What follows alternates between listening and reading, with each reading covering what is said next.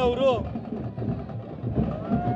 Bidadi township ವಿಚಾರವಾಗಿ ಒಂದು ಚರ್ಚೆ ಮಾಡೋಣ ಅಂತೇಳಿ ಹೇಳಿ ಬೈರಮಂಗಲಕ್ಕೆ ಆಹ್ವಾನವನ್ನು ಮಾಡಿದ್ದಾರೆ. ಮಾನ್ಯ ಮುಖ್ಯಮಂತ್ರಿಗಳಾದಂಥ DK ಶಿವಕುಮಾರ್ ಸಾಹೇಬರು ಬನ್ನಿ ವಿಧಾನಸೌಧದಲ್ಲೇ ಚರ್ಚೆ ಮಾಡೋಣ ಅಂತ ಹೇಳಿದ್ದಾರೆ. ಚರ್ಚೆ ಮಾಡಲಿಕ್ಕೆ ಇಬ್ಬರು ಸಿದ್ಧರಿದ್ದಾರೆ. ನಾವು ಚುನಾವಣೆ ಸಂದರ್ಭದಲ್ಲಿ ಬೀದಿಗೆ ಕೇರಿಗೆ ಎಲ್ಲ ಕೇರಿ ಕಾಲೋನಿಗಳಿಗೆ ಮೊಹಲ್ಲಾಗಳಿಗೆ ಹೋಗಿ ಅವ್ವ ಅಕ್ಕ ಓಟ್ ಹಾಕು ಅಂತ ಹೋಗ್ತೀವಿ, ಕೈ ಮುಗಿತೀವಿ. ಅಲ್ಲಿ ಪಂಚ ಉಟ್ಕೊಂಡಿರ್ಬೋದು, ಪ್ಯಾಂಟ್ ತೊಟ್ಕೊಂಡಿರ್ಬೋದು, ಎಲ್ಲರಿಗೂ ಕೂಡ ಯಜಮಾನ್ರೇ ಅಂತ ಹೇಳ್ತೀವಿ. ನಮ್ಮನ್ನು ಅಧಿಕಾರ ಕೂರಿಸೋವರೆಗೂ ನಮಗೆ ಓಟ್ ಹಾಕೋವರೆಗೂ ಅವ್ರು ಯಜಮಾನರು.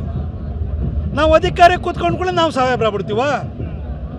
ಕುಮಾರಣ್ಣ ಬೈರಮಂಗಲಕ್ಕೆ ಕರೆದಿದ್ದಾರೆ. ನೀವು ಯಾರೂ ಸಾಹೇಬ್ರಾಗಿಲ್ಲ. ಚುನಾವಣೆ ಟೈಮಲ್ಲಿ ವೋಟಿಂಗ್ ಟೈಮಲ್ಲಿ ಹೋಗಿ ಅವ್ವ ಅಕ್ಕ ಅಣ್ಣ ಯಜಮಾನ್ರೇ ಅಂತ ಕರಿತೀರಲ್ಲ, ಅವ್ರ ಭೂಮಿ ಕಿತ್ಕೊಳಕ್ಕೆ ಹೊರಟಿದ್ದೀರಲ್ವಾ, ಅವ್ರು ಕೊಡಲ್ಲ ಅಂತ ಹೇಳ್ತಿದ್ದಾರಲ್ವಾ, ಕೆಲವ್ರು ಕೊಡೋಕ್ಕೂ ಸಿದ್ಧರಿರ್ಬೋದು.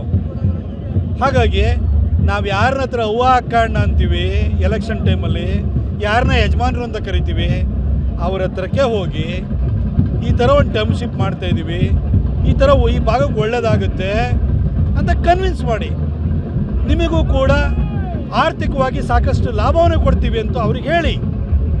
ಯಾವನೋ ರಿಯಲ್ ಎಸ್ಟೇಟ್ ಅವ್ನು ಬಂದು ಅವನಿಗೆ ಮಾರ್ಕೊಳ್ಳೋದ್ರ ಬದಲು ನಿಮಗೆ ಕೊಡ್ಬೋದು. ಆದರೆ ರೈತರ ಹತ್ರಕ್ಕೆ ಹೋಗಲ್ಲ, ಅವ್ರ ಜೊತೆ ಕೂತ್ಕೊಳ್ಳಲ್ಲ. ಓಟ್ ಟೈಮಲ್ಲಿ ಮಾತ್ರ ಅವರು ಅವ್ವ ಅಕ್ಕ ಆಗಿರ್ತಾರೆ, ಯಜಮಾನರಾಗಿರ್ತಾರೆ. ಓಟ್ ಹಾಕಿದ ಕೂಡ ನಾವು ಸಾಹೇಬ್ರಾಗ್ಬಿಡ್ತೀವಿ ಅಂತ ಅರ್ಥನ. ಕುಮಾರಣ್ಣ ಕರೆದಿರೋದು ಸರಿ ಇದೆ. DK ಶಿವಕುಮಾರ್ ಅವರು ಕೂಡ ಒಬ್ಬ ಬಾರ್ನ್ ಫೈಟರ್ ಅವರು. ನಾನು ಅವ್ರ ಬಗ್ಗೆನೂ ಅನ್ಯತ ಮಾತಾಡೋಕ್ಕೆ ಹೋಗಲ್ಲ.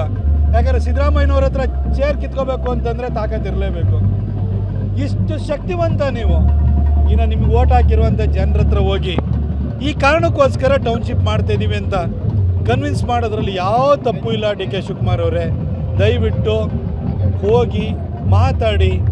ಯಾಕಂದರೆ 2028ಕ್ಕೆ ಮತ್ತೆ ಚುನಾವಣೆ ಬರುತ್ತಲ್ವಾ, ಮತ್ತೆ ಹೋಗಿ ಅವ್ವ ಅಕ್ಕ ಅಣ್ಣ ಯಜಮಾನ್ರೇ ಅಂತಿರುವಲ್ವಾ, ಅದು ಇವತ್ತೇ ಹೋಗ್ಬಿಡಿ.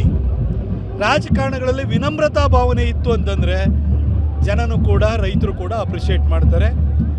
ಈ ಥರ ತಗ್ಗಿ ಜನರ ಹತ್ರ ಹೋಗಿ ಅವ್ರನ್ನ ಕನ್ವಿನ್ಸ್ ಮಾಡೋ ಕೆಲಸ ಮಾಡಿದರೆ ಈ ಸಮಸ್ಯೆಗೆ ಒಂದು ಪರಿಹಾರ ಸಿಗುತ್ತೆ ಅನ್ನೋದು ನನ್ನ ಭಾವನೆ.